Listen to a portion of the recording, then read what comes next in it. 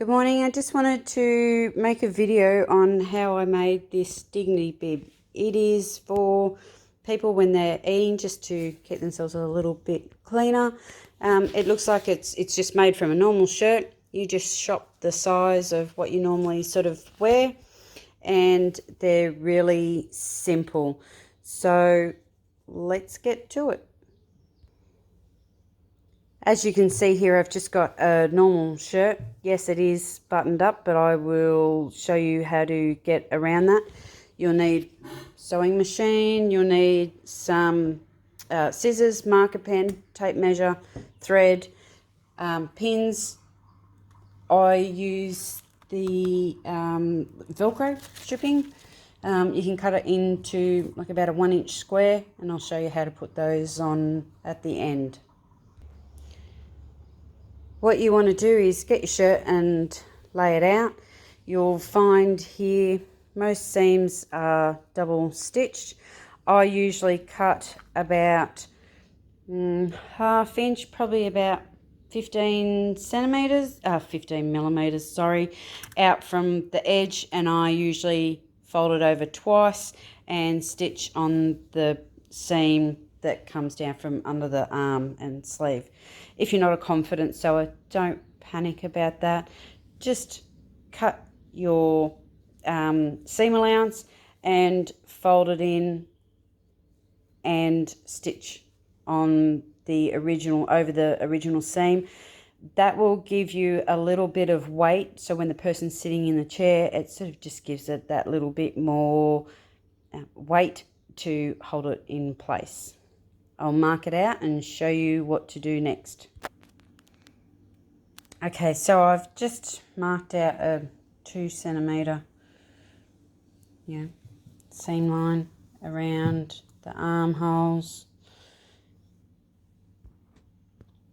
When I get to around the back, I don't actually worry about along here and cutting a seam, because this particular one is a men's shirt and they're double yoked. I usually just trim right in the edge of the stitch line, and then this little pleat here, that'll disappear because it's not actually attached.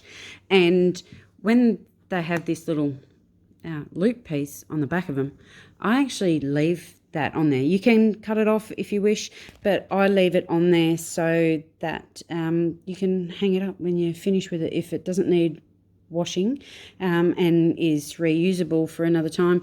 Then I just leave that on there and use it again. One thing I do want to show you is when you're cutting up the side seam and you get up to the under the sleeve bit, this bit here where all the seams meet, it's really quite bulky. So I just go up, and you can see where I've marked what this time was a 2 centimetre allowance. So I just get up to here and find a rough mark. I know that this line here is my 2 centimetres over here. So I usually just come down a little bit and find this mark here, because you want to cut that bit off because it's too hard to stitch. So I normally just get a bit of a mark, do that, and then cut around. Okay, so what you're left with is the back of the shirt and the front of the shirt, and I've just trimmed up the sides, and you can see a bit of the sleeve left over still attached to the back. So this bit here that I was talking about, where it is the double yoke, all you want to do is just take your scissors. See if I can do this while I'm having the phone. And just trim, probably with a smaller pair of scissors would make it so much easier, is you just want to trim along here. And if you don't cut the stitching,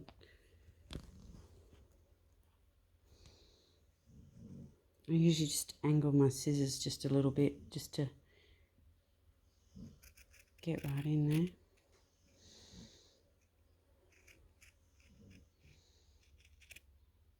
And trim it off. Okay, so what you're left with is basically the two front panels and the yoke and the collar. And on this one, my little tabby bit up the back.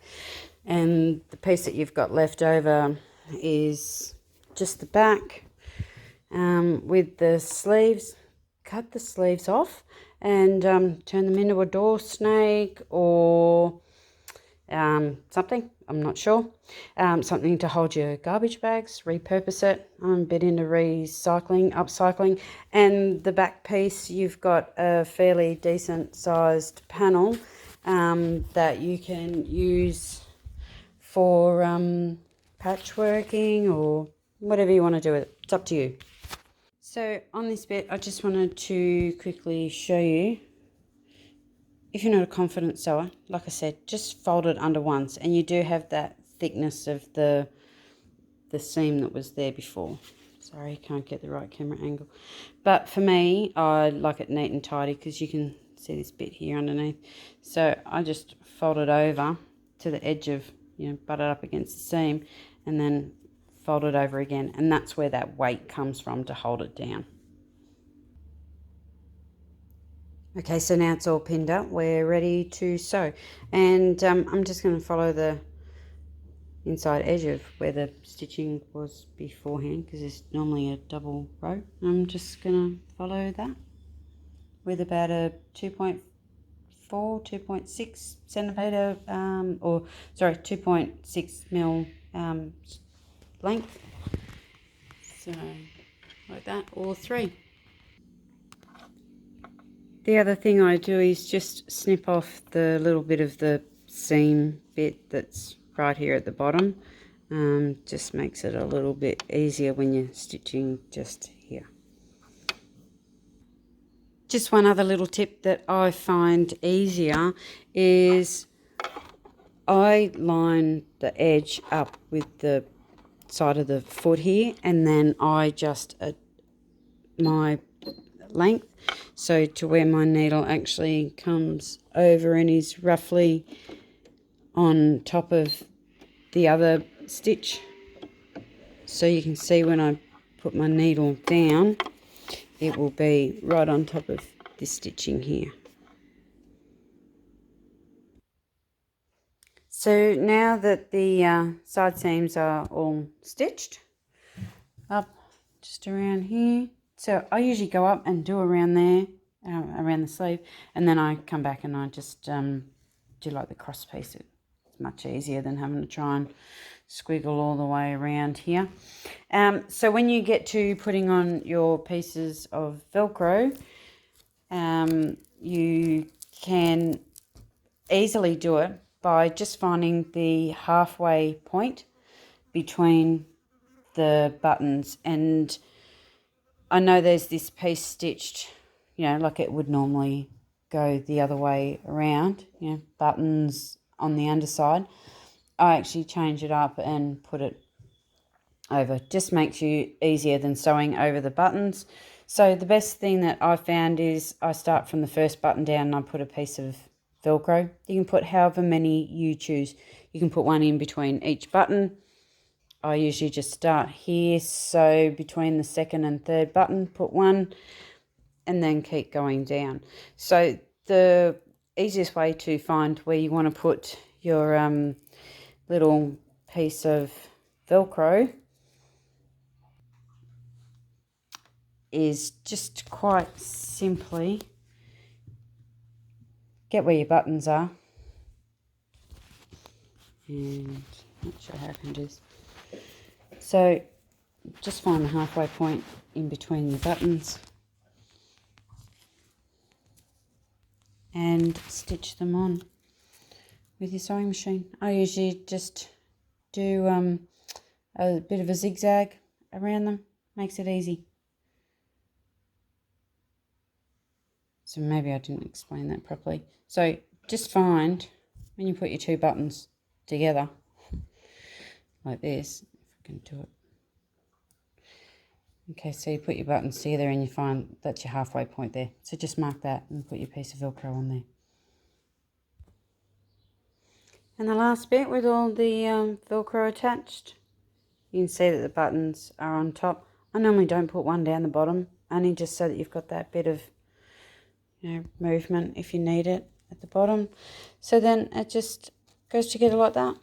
So there you have it, a Dignity bib made from upcycling a shirt from the Vinnie's or Salvo shop. So all done.